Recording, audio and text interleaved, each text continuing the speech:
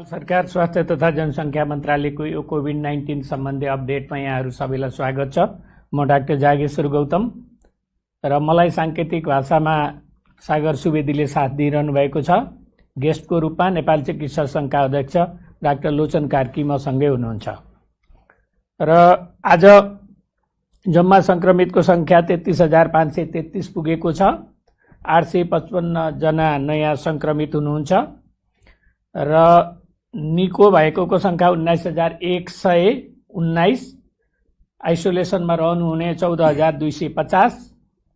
यसमध्ये होम आइसोलेसनमा 5,669 र संस्थागत आइसोलेसनमा 8,581 जना हुनुहुन्छ।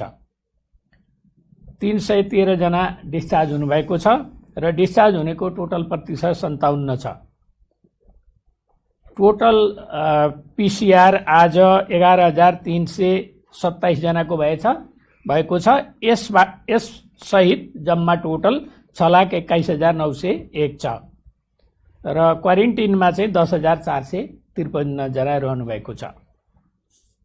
म चाहिँ प्रदेश र जिल्ला वाइज रियल टाइम पीसीआर को रिजल्ट बताउन गइरहेको छु।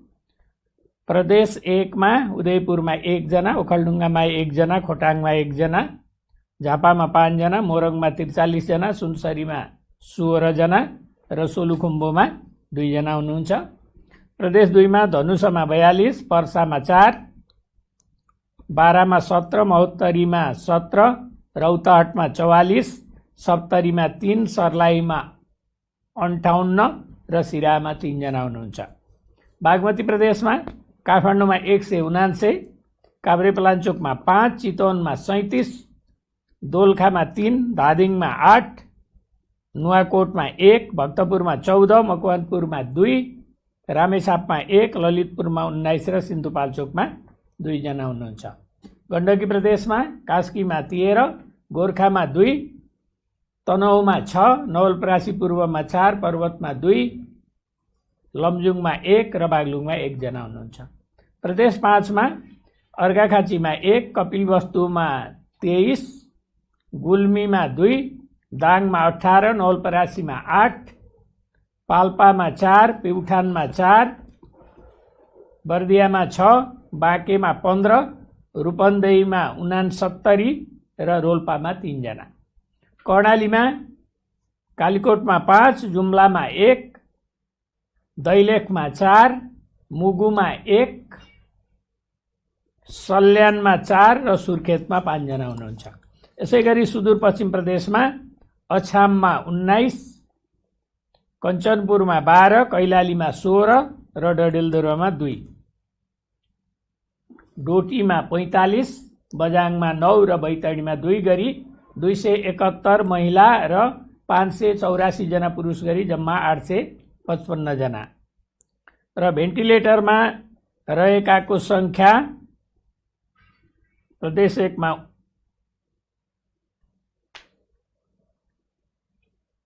यसमा चाहिँ काठमाडौँमा बागमतीमा 15, जिल्लागत 500 भन्दा माथि उपचारमा रहेका सङ्क्रमितहरूको सङ्ख्या चाहिँ भएका जिल्लाहरूमा मोरङ, पर्सा, बारा, महोत्तरी, रौतहट, सर्लाही र काठमाडौँ 7 जिल्ला छन्। सङ्क्रमितहरू शून्य भएका जिल्ला 2 छन्, मुस्ताङ र हुम्ला।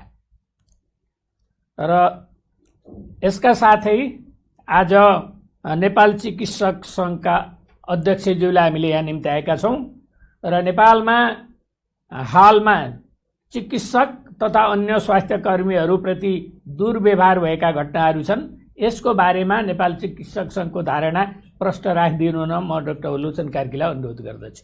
धन्यवाद। सबैजनालाई नमस्ते। सबैभन्दा पहिले त म नेपाल सरकार स्वास्थ्य मन्त्रालय तथा जनसङ्ख्या मन्त्रालयका प्रवक्ता डाक्टर जागेश्वर गौतमज्यूलाई धन्यवाद दिन चाहन्छु। मेडिकल एसोसिएसनलाई यो मौका दिनुभएकोमा म सङ्घको तर्फबाट र मेरो व्यक्तिगत तर्फबाट धन्यवाद दिन चाहन्छु। हामी सबैलाई थाहा छ कि आज संसारभरि कोभिड-19 ले सारा विश्वलाई आक्रान्तिक तुल्याएको छ र नेपाल यसबाट अछुतो रहन सकेको छैन। नेपालमा पनि दिन प्रतिदिन सङ्क्रमितको सङ्ख्या बढ्दै गएको र मृत्युदर पनि बढ्दै गएको हामीलाई थाहा छ र यही क्रममा विभिन्न ठाउँहरूमा काठमाडौँ निषेधाज्ञामा छ, मुलुकका विभिन्न ठाउँहरूमा लकडाउनहरू गरिएको छ र हामी सबैजना एकसाथ यो लडाइँमा को विरुद्धमा लडिरहेको हामी सबैलाई थाहा छ।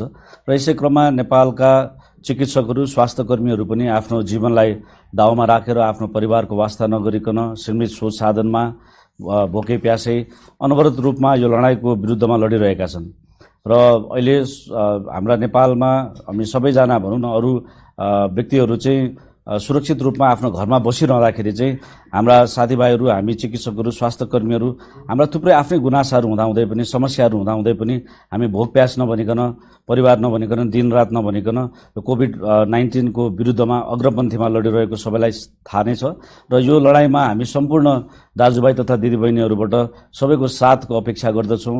साथ दिनुभएकोमा धन्यवाद पनि भन्न चाहन्छु मेडिकल एसोसिएसनको तर्फबाट, र अझ यो हौसलालाई बढाइदिनुहुन्छ भन्ने हामीले अपेक्षा राखेका छौँ। तर यो भन्दाखेरि पनि विभिन्न ठाउँमा विभिन्न बेलामा कता कता चिकित्सकहरू, स्वास्थ्यकर्मीहरूप्रति गरिने व्यवहारहरू, दुर्व्यवहारहरू, हातपात हुने, गाली गलौज गर्ने, यो कुराहरू विभिन्न ठाउँमा, यी काठमाडौँ जस्तो नेपालको क्यापिटल सिटी जस्तो ठाउँमा, त्यसको पनि मिड बानेश्वर जस्तो ठाउँमा 2-4 दिन अगाडिको घटना होस्, वीरगञ्जको घटना होस्, चितवनमा एउटा चिकित्सकको घरको बाहिर यो सङ्क्रमितको घर हो भनेर टाँस्ने कुराहरू हुन्। यस्ता घटनाहरू विभिन्न ठाउँहरूमा भइरहेको घटनाहरू, घरपेटीले छिर्न नदिएको घटना अथवा छरछिमेकीहरूले हेर्ने दृष्टिकोण, होटलमा क्वारेन्टाइनमा जाँदा सजिलै नपाउने, यस्ता खालका घटनाहरूले हाम्रो मनोबल बढाउने भन्दा पनि घटाउने काम गर्छ भन्ने कुरा हामी हजुरहरूको समक्ष पनि राख्न चाहन्छौँ। र हामी अपेक्षा राख्दछौँ कि यस्ता घटनाहरू नहुन् र यस्ता घटनाहरूले यो घटनाहरू गर्नुको सट्टा हामीलाई मनोबल बढाउने कामहरू गरिदियोस् जस्तो हामीलाई लाग्छ। मलाई लाग्छ हामीले बुझाउनु मेडिकल एसोसिएसनको तर्फबाट पनि के हुन त स्वास्थ्य मन्त्रालयले पटक पटक बुझाइराखेकै कुरा हो, तर पनि म थप मेडिकल एसोसिएसन तर्फबाट पनि के बुझाउन चाहन्छु भनेदेखि कोभिड-19 भन्ने यो रोग भन्ने कुरा सर्नको लागि चाहिँ स्वास्थ्यका मापदण्डहरू अपनायो भने यो सर्दैन। हामीले भनौँ न कुनै पनि व्यक्तिबाट 3 फिटभन्दा टाढा छौँ, मास्क लगाएका छौँ, के भन्छ कुराकानी गर्दा दुवैजनाले मास्क लगाएर यी दूरीहरू मेन्टेन गरेका छौँ भने यो रोग सजिलै सर्दैन। र हाम्रा कति साथीहरू इभन सङ्क्रमितहरू आफ्नो होम आइसोलेसनमा बसेर पनि ठिक भएर पनि निस्किसक्नु भएको छ। एउटै घरमा बेग्लै कोठामा सुरक्षित तौरबाट बस्दाखेरि पनि सुरक्षित भएर ठिक भएर निस्किनु भएको छ र अरू सङ्क्रमित हुनुभएको छैन भने त छरछिमेकीलाई त्यो रोग सर्ने कुनै डरै हुँदैन, बाटोमा हिँड्ने मान्छेलाई त यो सर्ने डरै हुँदैन। त्यस कारणले गर्दाखेरि कोही सङ्क्रमित आफ्नो घरमा सुरक्षित तरिकाले बसिरहेको छ, चाहे त्यो स्वास्थ्यकर्मी होस्, चिकित्सक होस् या अरू कोही व्यक्तिहरू सुरक्षित वातावरण बनाएर आफू बसिरहेको छ भने पल्लोपट्टिको बारदलीले डराउनु पर्ने आवश्यकता छैन। पल्लोपट्टिको घरको अगाडिपट्टिको बाटोमा हुने पर्ने मान्छेले डराउनु पर्ने पटक्कै कुरा किन छैन भने यो भाइरस एउटा निश्चित डिस्टेन्स भन्दा टाढा जानेवाला छैन। त्यस कारणले हामीले जनस्वास्थ्यको मापदण्ड लगाउने बित्तिकै, हामीले त्यसलाई अपनाउने बित्तिकै, मास्क लगाउने, डिस्टेन्स गर्ने, ह्यान्ड वासिङ गर्ने बित्तिकै यो रोग हामीलाई सर्दैन। त्यस कारणले हामीले जुन तरिकाले यसलाई छिटछिट दूर गर्ने तरिकाले हेरिएको छ त्यो वास्तवमा हामीले बुझेर गरेको या नबुझेर गरेको, हामीले यसलाई राम्रोसँग बुझ्यौँ भने सायद हामीमा यो गर्न परिवर्तन, हाम्रो छिटछिट दूर गर्ने परिवर्तन पनि आउँछ जस्तो लाग्छ। र अर्को कुरा बुझ्नुपर्ने कुरा के हो भने यो रोग लाग्नु भनेको कुनै क्राइम होइन। यो रोग फेरि जसलाई पनि हुनसक्छ। आज जसले छिटछिट दूर गरिरहेको छ भोलि उसलाई पनि हुनसक्छ र उसलाई भयो भने फेरि जानुपर्ने त्यही अस्पताल हो, भेट्नुपर्ने त्यही स्वास्थ्यकर्मीहरू नै हुन्। र स्वास्थ्यकर्मीहरू भोलि त्यहाँ भइदिएनन् भनेदेखि फेरि यसको रोगको भयावह स्थिति हुनसक्छ। त्यस कारणले गर्दाखेरि एउटा बिरामी ठिक, जीवन सबैको बराबर हो, एउटा बिरामी ठिक भएर आउँदाखेरि राम्रो कुरा हो, तर सँगसँगै एउटा चिकित्सक अथवा स्वास्थ्यकर्मी ठिक भएर आउँदाखेरि त उसले अझ कति धेरैजनालाई ठिक पार्न सक्छ। त्यस कारणले पनि हामीले आजको दिनमा हाम्रो स्वास्थ्यकर्मी, चिकित्सकहरू यसै पनि हामीसँग सीमित के भन्छ स्वास्थ्यकर्मी जनशक्तिहरू भएको कारणले गर्दा यिनीहरूलाई जोगाइराख्नु, यिनीहरूको मनोबल बढाउनु जरुरी छ। र यो रोगले यो तेरो, यो त, म, यो धनी गरिब, यो जातपात हेर्दैन। हामीले विदेशमा पनि हेरौँ, स्वदेशमा पनि हेरौँ भने ठुला मान्छे, विभिन्न देशका प्रधानमन्त्री हुन्, उच्च सेलिब्रिटी हुन्, विभिन्न तह र तब्काका मान्छेलाई पनि यसले छोड्दैन। त्यस कारणले गर्दा यो रोग मलाई लाग्दैन भन्ने हिसाबले अरूलाई चाहिँ छिटछिट दूर गर्ने कामहरू, यो कामहरू नगरौँ। र यसको लागि चाहिँ सम्पूर्ण हामी सबैजना एक कितामा आएर हामीले उभिनुपर्छ। हामीले यो व्यवहार गऱ्यौँ भने यसले अर्को पाटो के छ भनेदेखि भोलि मान्छे डराएर आफ्नो टेस्टमा आफ्नो परिचय लुकाउने काम गर्छन्, अथवा टेस्ट दिन जानबाट डराउँछन्, अथवा कन्ट्याक्ट ट्रेसिङमा आइदिँदैनन्। यो भएपछि त के भयो भने पोजिटिभ भएका मानिसहरूलाई पनि हामीले पत्ता लगाउन गाह्रो हुन्छ। हामीलाई ट्रेस गर्न गाह्रो हुन्छ र पोजिटिभ भएका मान्छेले आफ्नो आइडेन्टिटी मेरो परिवारलाई के भन्लान् अथवा मलाई कस्तो व्यवहार गर्लान् भन्ने हिसाबले आफ्नो आइडेन्टिटी लुकाइदिए, आफ्नो कन्ट्याक्ट ट्रेसिङहरूमा गाह्रो हुने सिचुएसन लिएर आइदियो भने यो रोग हामीलाई रोक्न झन् गाह्रो हुन्छ। यो रोग झन् भुसको आगो जस्तो भित्रभित्र सल्किरहेको हुन्छ र हामीले यसलाई रोक्न गाह्रो हुन्छ। र म के पनि अपिल गर्न चाहन्छु भने यस्ता घटनाहरू घट्यो भने नेपालमा कानुन पनि छ, हेल्थ प्रोफेसनल प्रोटेक्सन एक्ट भन्ने स्वास्थ्य कर्मी तथा स्वास्थ्य संस्थाको सुरक्षा सम्बन्धी ऐन 2066 पनि छ र नेपाल सरकारको मन्त्री परिषदको चैत्र 22 गते स्वास्थ्य कर्मी तथा स्वास्थ्य संस्थाहरूमा यो कोभिडको बाधा अर्चन गर्नेहरूलाई सुरक्षा कर्मीहरूलाई बाधा अर्चन गरी सरह गरिनेछ भन्ने कुराहरू पनि निर्णय भएको छ र म चाहिँ नेपाल मेडिकल एसोसिएसनको तर्फबाट यो कानुनलाई एउटा भनौँ न थाई कानुनको रूपमा अध्यादेशको रूपमा हेल्थ प्रोफेसनल प्रोटेक्सन एक्टमा ल्याएर भविष्यमा पनि यस्ता घटनाहरू नहुन दिनको लागि अपिल होस् भन्ने म चाहन्छु। किनभने स्वास्थ्य क्षेत्रलाई शान्ति क्षेत्रको रूपमा घोषणा गर्न सकियो भने यस्ता घटनाहरू हुन सक्दैनन्। र अर्को कुरा, सेतो लुगा लगाएर, सेतो कोट लगाएर, एप्रोन लगाएर स्वास्थ्य कर्मीहरू हस्पिटलमा काम गर्दाखेरि निर्धक्कसँग काम गर्ने वातावरण यो कानुनले पनि ल्याइदिन्छ र हामीले पनि त्यो वातावरण बनाइदिनु पर्छ जस्तो लाग्छ। र त्यसैले म सम्पूर्ण राजनीतिक दलका, विभिन्न अर्गनाइजेसनका, सिभिल सोसाइटीका, क्लब अर्गनाइजेसन यी सबैलाई म के अपिल मेडिकल एसोसिएसनको तर्फबाट अपिल गर्न चाहन्छु भनेदेखि हामी स्वास्थ्य कर्मीहरूलाई सुरक्षित हुने वातावरणमा काम गर्ने वातावरणहरू बनाइदिनलाई तपाईँले गाउँघर समाजहरूमा पनि लागि परिदिनु होला र सकिन्छ भने सबैजनाले हाम्रो हौसला बढाइदिनु होला, नसके तिरस्कार नगरिदिनु होला र हामीले लडौँ भने कसको अगेन्स्टमा लडौँ भन्दा कोभिड-19 को अगेन्स्टमा लडौँ, डाक्टर स्वास्थ्य कर्मीको अगेन्स्टमा होइन कि कोभिड-19 को अगेन्स्टमा लडौँ र हामी सबै मिल्यौँ भने यो लडाइँ जित्न सकिन्छ। र हामीले पब्लिकहरूलाई पनि स्पेसली म के अनुरोध गर्न चाहन्छु भने स्वास्थ्य मन्त्रालयले दिएका निर्देशनहरू पालना गरौँ, किनभने पब्लिकको हातमा यो रोगलाई बढाउने या घटाउने पब्लिकको हातमा छ।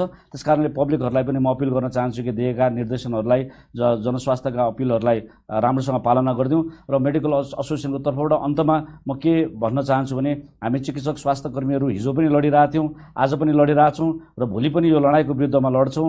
तपाईँहरूको हामीलाई साथ सहयोग चाहिएको छ, तपाईँहरूको हामीलाई हौसला चाहिएको छ र यस्ता किसिमका दुर्व्यवहारहरू भविष्यमा नहुने वातावरण बनाइदिनु हुन अपिल गर्न चाहन्छु। धन्यवाद। हस्, धन्यवाद डाक्टर लोचन कार्कीज्यूलाई। धन्यवाद। र आज दुःखद खबरहरू छन्। 7 जना व्यक्तिहरूको निधन भएको छ। एकजना महिला हुनुहुन्छ, 71 वर्षीय महिला, उहाँ काठमाडौँको हुनुहुन्छ र पुरुष 6 जना हुनुहुन्छ। 22 वर्षीय सिराहाको हुनुहुन्छ, 68 वर्षीय पर्साको हुनुहुन्छ, 76 वर्षीय धनुषाको हुनुहुन्छ र 74 र 66 वर्षीय काठमाडौँको 2 जना हुनुहुन्छ र रूपन्देहीको 53 वर्षीय 1 पुरुष हुनुहुन्छ। र यसरी चाहिँ जम्मा मृत्यु हुनेको सङ्ख्या 164 जना पुगेको छ। यो मृत्युप्रति स्वास्थ्य तथा जनसङ्ख्या मन्त्रालय हार्दिक संवेदना प्रकट गर्दछ। र आज नेपाल स्थित विश्व स्वास्थ्य सङ्गठनका प्रतिनिधि डाक्टर जोस भ्यालेन्डर उहाँको अन्तर्वार्ता यसपछि प्रसारित हुन्छ र यहाँबाट हामीलाई बिदा दिनुहोस्।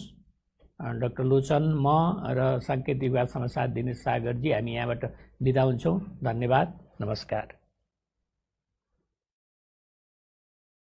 नमस्ते। नमस्ते।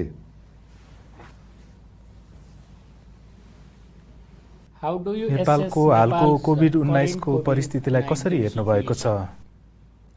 नेपालमा हाल केसको संख्याहरू बढिराखेको देखिएको छ। केही महिना अगाडिसम्म हामीसँग आप्रवासी कामदारहरू फर्किएका व्यक्तिहरूको मात्र केस थियो, तर अहिले ती फर्किने व्यक्तिहरूको संख्या घटेको हुनाले केसको संख्या पनि घटेको थियो, तर अहिले फेरि केसको संख्याहरू बढेको छ। तर मलाई के लाग्छ भने यो चाहिँ सुरुवात मात्रै हो, अब निकै नै केसहरू बढ्नेवाला छ। हामीले धेरै नै केसहरू देख्नेवाला छौँ आगामी हप्ताहरूमा, आगामी महिनाहरूमा। यहाँनिर मानिसहरूले के बुझ्न एकदम जरुरी छ भने यो सुरुवात मात्र हो र परिस्थिति अझै नराम्रो हुनेवाला छ। नेपालमा धेरैभन्दा धेरै केसहरू चाहिँ अहिले देशभरि नै देखिराखिएको छ र हामीले चाहिँ अब अलिकति वृद्ध अवस्थाका व्यक्तिहरूमा बढी केसहरू पनि देख्न थाल्नेछौँ, जबकि पहिला चाहिँ आप्रवासी युवाहरूमा थियो बढी केसहरू थियो। अहिले चाहिँ अब यो मर्ने व्यक्तिहरूको संख्या पनि बढिराखेको छ। यसको एउटा प्रमुख कारण भनेको यो बढी उमेरका व्यक्तिहरूलाई चाहिँ यो संक्रमण हुँदाखेरि उहाँहरूको मृत्यु हुने दर अलि बढी हुन्छ। र यो भन्दै गर्दाखेरि चाहिँ अब जस्तै अन्य देशहरूमा पनि जहाँ एकदम धेरै केसहरू देखिएका छन्, जस्तै ब्राजिल जस्ता देशहरूमा त्यहाँ धेरै धेरै केसहरू भएको ठाउँमा पनि समग्र जनसङ्ख्याको करिब 1 देखि 2% मात्रै पोजिटिभ देखिने हो र त्यो समग्र जनसङ्ख्याको चाहिँ एउटा सानो संख्यालाई मात्र देखिने हो। त्यही भएर हामी अहिले नेपाल त्यो अवस्थामा पुगिसकेको छैन, हामी 0.1% को अवस्थामा छौँ होला। र यसबाट मैले के भन्न खोजेको भने केसको संख्याहरू बढ्दै गए तापनि हामी यो आत्तिहाल्नु पर्ने अवस्था चाहिँ छैन र अन्ततः पोजिटिभ आउने व्यक्तिहरूको संख्या पनि समग्र जनसङ्ख्याको तुलनामा चाहिँ कम संख्या नै हुनेवाला छ। यो चाहिँ अहिले हाम्रो वरिपरि व्यक्तिहरूमा संक्रमण देखियो भन्दैमा, टोल छिमेकमा देखियो भन्दैमा हामी त्यसरी आत्तिहाल्नु पर्ने अवस्था छैन, सबैजना संक्रमित हुने भन्ने होइन। र म यो कुरा चाहिँ स्पष्ट गर्न चाहन्छु कि केसको संख्याहरू बढिराखेको छ र संक्रमणको जोखिम पनि बढिराखेको छ, तथापि हामीले देखिराखेको अथवा सम्भव हुने संक्रमणको संख्या पोजिटिभ आउने भनेको चाहिँ एकदम समग्र जनसङ्ख्याको तुलनामा एकदम कम हो र अधिकांश संक्रमित हुने व्यक्तिहरूलाई चाहिँ मन्द लक्षणहरू मात्र देखिन्छ, घातक हुँदैन। विश्व स्वास्थ्य संगठनले नेपाल सरकारलाई यो प्रतिकार्यमा कोभिड-19 को प्रतिकार्यमा के कसरी सहयोग पुर्याइराखेको छ? विश्व स्वास्थ्य संगठनले विभिन्न क्षेत्रमा सहयोग गरिराखेको छ। जस्तै हाम्रा धेरै सहकर्मीहरू सरकारी अधिकृतहरूसँग हातमा हात मिलाएर काम गरिराखेका छौँ, विशेष गरी तयारी गर्नको लागि।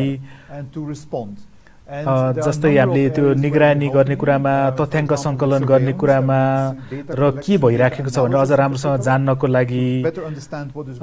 त्यसै गरी हामीले प्रयोगशालामा सहयोग गरिराखेका छौँ, प्रयोगशालाको क्षमता पर्याप्त छ भन्ने र गुणस्तरीय छ भन्ने कुरा सुनिश्चित गर्नको लागि। हामीले सरकारलाई विभिन्न क्षेत्रमा सहयोग गरिराखेका छौँ, लजिस्टिक एरियामा, जस्तै नीतिको कुरामा, गाइडलाइनहरू बनाउने कुरामा। अर्को कुरा चाहिँ हामीले यहाँ काठमाडौँमा सरकारसँग मात्र नभएर विभिन्न प्रादेशिक सरकारहरूसँग पनि काम गरिराखेका छौँ कोभिड-19 को प्रतिकार्यको लागि।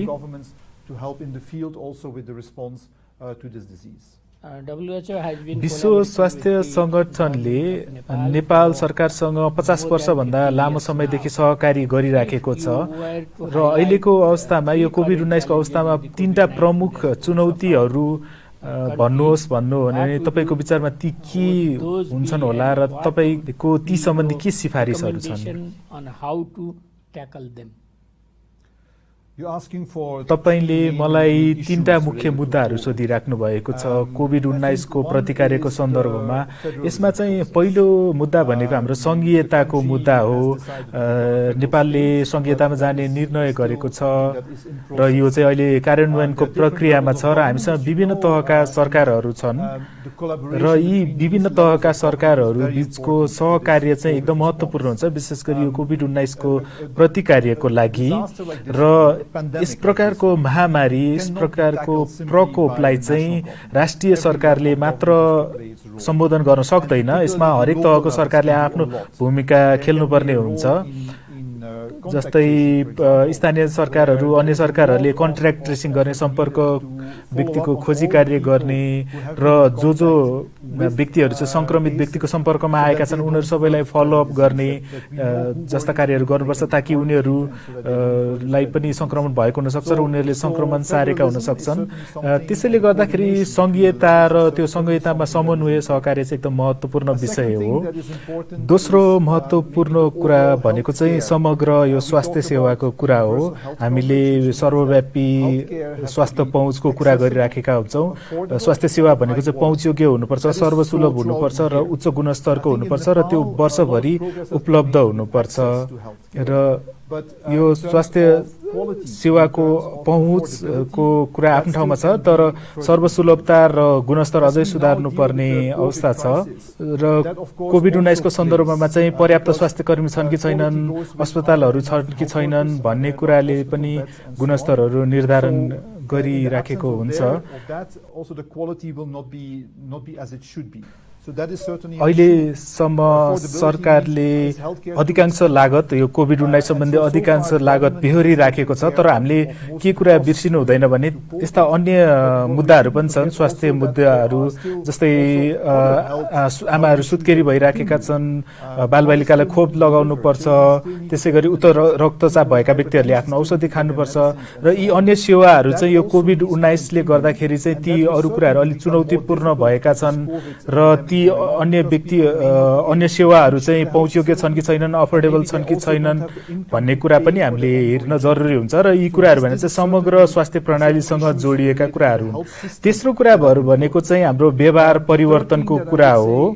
हाम्रो व्यवहारले कोभिड कतिको फैलिन्छ भन्ने कुरा निर्धारण गर्छ। हामीले सामाजिक दूरी कायम गर्नुपर्छ, हाम्रो हात धुनुपर्छ, मास्क लगाउनुपर्छ र हामीले चाहिँ हाम्रो व्यवहार चाहिँ सजिलै परिवर्तन हुने चिज होइन, यो कुरा चाहिँ हामीले बुझ्नुपर्छ। जस्तै नसर्ने रोगहरू हुन्छन्, जस्तै धुम्रपान भनेको फाइदाजनक कुरा होइन भन्ने सबैलाई थाहा छ, तर पनि मानिसहरूले चुरोट खान छोड्दैनन्। त्यसरी व्यवहार परिवर्तन गर्न गाह्रो हुन्छ। जसरी मानिसहरूलाई धुम्रपान छोड भन्दाखेरि उनीहरूले छोड्न मान्दैनन्, त्यसै गरी अब यो कोभिड-19 को लागि आवश्यक पर्ने सुरक्षाका उपायहरू अपनाउन, त्यो व्यवहार उतार्नु पनि अलिक गाह्रो हुन्छ। तसर्थ हामीले कसरी मानिसहरूको व्यवहार चाहिँ परिवर्तन गर्ने र उनीहरूले आफ्नो जीवन कसरी सुरक्षित तरिकाले जिउन सक्छन् भन्ने सुनिश्चित गर्ने भन्ने कुरा चाहिँ महत्त्वपूर्ण हुन्छ। कसरी ताकि उनीहरूले हात धोउन् र उनीहरूले अरू व्यक्तिहरूलाई संक्रमित नगराउन् भनेर। हामी एउटा विकासोन्मुख र प्रकोपपूर्ण देश हौँ भन्दाखेरि चाहिँ हाम्रो कोभिड-19 को प्रतिकार्यको लागि के कस्ता स्रोतहरू चाहिँ हामीले ध्यान दिनुपर्छ। नेपालले अवश्य नै एकदम धेरै प्रकोपहरू देखेको छ। हामीलाई अहिले बाढीहरू याद छँदैछ, पहिरोहरू देखिराखेका छौँ, पहिले भूकम्प पनि आएको थियौँ। यसमा एउटा प्रमुख कुरा भनेको चाहिँ के हो भने नेपालको विशेषता भनेको चाहिँ जुन त्यो उत्थानशीलता छ। हाम्रो कुनै पनि प्रकोप आउँदा हाम्रो मानिसहरू नेपालीहरू चाहिँ उनीहरू पुनः आफ्नो जीवन सुरु गर्नलाई उनीहरूमा त्यो इच्छा शक्ति छ, उनीहरूमा त्यो गर्ने प्रवृत्ति छ। कुनै प्रकोप आयो भनेर आशा मारेर बस्ने गर्दैनन् उनीहरू। नेपालीहरूको हाम्रो प्रवृत्तिमा नै छ जस्तो छ नेपालीहरूको, जहाँ चाहिँ हामी कुनै प्रकोप सामना गरे नि हामी फेरि जीवन सुरु गर्न, फेरि सुचारू गर्न चाहिँ हामीसँग इच्छा शक्ति छ। त्यो हाम्रो राम्रो कुरा हो। त्यो पहिलो कुरा भयो भने अर्को कुरा भनेको चाहिँ यो प्रकोपले एउटा मात्र क्षेत्रलाई नभएर सबै क्षेत्रलाई असर गर्छ। जस्तै यो कोभिड भनेको स्वास्थ्य समस्या मात्र होइन, यो आर्थिक समस्या पनि हो।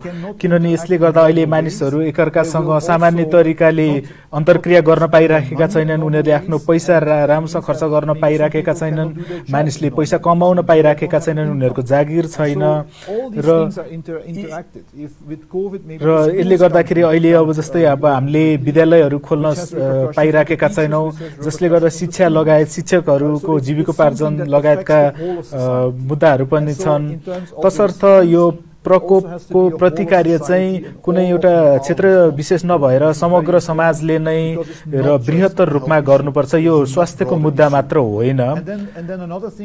र अर्को कुरा भनेको चाहिँ जस्तै स्वयंसेवकहरू, जुन चाहिँ यो समुदाय स्तरमा हुने स्वयंसेवकहरू जो चाहिँ वर्षभरि नै एकदम राम्रो काम गरिराखेका छन्, उनीहरू यहाँ चाहिँ ती स्वयंसेवकहरूलाई चाहिँ यो प्रकोपमा विभिन्न कुरामा सहयोग गर्न माग्न सकिन्छ। उनीहरूको जस्तै कन्ट्याक्ट ट्रेसिङ गर्नको लागि, मानिसहरूलाई त्यो के गर्नुहुन्छ के गर्नु हुँदैन भन्ने कुरा थाहा दिनको लागि।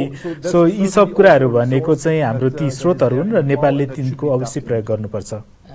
नेपालमा चाहिँ ठुलो मात्रामा निजी स्वास्थ्य सेवा प्रणाली पनि छ। यो निजी स्वास्थ्य क्षेत्रको चाहिँ यस्तो आपतकालीन अवस्थामा के भूमिका हुनुपर्छ जस्तो लाग्छ तपाईलाई? निजी स्वास्थ्य क्षेत्र नेपालमा निकै ठुलो छ। हामीले निजी क्षेत्रलाई चाहिँ एउटा छुट्टै पृथक चिज हो भनेर सोच्नु हुँदैन। उनीहरू पनि यो समग्र प्रणालीकै हिस्सा हुन् र हामीसँग सरकारी प्रणाली छ, त्यसपछि निजी प्रणाली छ। तर हामीले यदि हाम्रो देशको तथा नागरिकहरूको स्रोतहरूको अवस्था हेर्ने हो भने चाहिँ अवश्य नै पनि निजी क्षेत्रले पनि धेरै नै सेवा गर्न सक्ने अवस्था छ र यो अवस्थामा चाहिँ निजी क्षेत्र अवश्य नै त्यो हिस्सा हुनुपर्छ समग्र प्रणालीको। र हामीलाई त अझै धेरै डाक्टरहरूको आवश्यकता छ।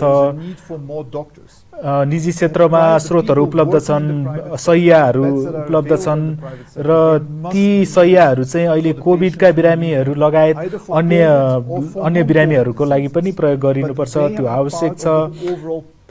तसर्थ निजी क्षेत्रले आफ्नो भूमिका पूरा गर्नै पर्छ र त्यस कारणले गर्दाखेरि निजी क्षेत्रलाई यो प्रतिकार्यमा ल्याउन एकदमै महत्त्वपूर्ण छ र उनीहरूले आफ्नो भूमिका पूरा गर्नुपर्छ र यो उनीहरूले गर्ने कार्य चाहिँ सरकारले गर्ने कार्यसँग हातमा हात मिलाएर लानुपर्छ र कतिपय अवस्थामा अहिले निजी क्षेत्रलाई ल्याइ पनि सकेको छ र केसको संख्या बढेसँगै उनीहरूलाई अझ धेरै ल्याउनु पर्ने पनि हुन्छ। अवश्य नै निजी क्षेत्रले अब आफूलाई परेको लागत त उनीहरूले उठाउनु पर्छ र यो कुरामा चाहिँ सायद निजी क्षेत्र र सरकारले त्यस कुरामा नेगोसिएसन गर्न सक्छन्। तर निजी क्षेत्रसँग भएको स्रोत तथा साधनहरू चाहिँ अवश्य नै प्रयोग गर्नुपर्छ र कोभिडको केसहरू बढ्दै गएपछि निजी क्षेत्रको भूमिका नै बढ्दै जान्छ। त्यसै गरी निजी क्षेत्रले अझ नयाँ नयाँ आइडियाहरू पनि लिएर आउन सक्छ, किनभने उनीहरूले वैकल्पिक तरिकाहरू सोच्नको लागि सक्छन्। त्यसै गरी उनीहरूले नयाँ आइडियाहरू ल्याउन सक्छन्, यो प्रतिकार कसरी गर्ने, यो रोगलाई कसरी सामना गर्ने भनेर। डाक्टर जोस, धेरै धेरै धन्यवाद तपाईँको समयको लागि र प्रयासको लागि। नमस्ते।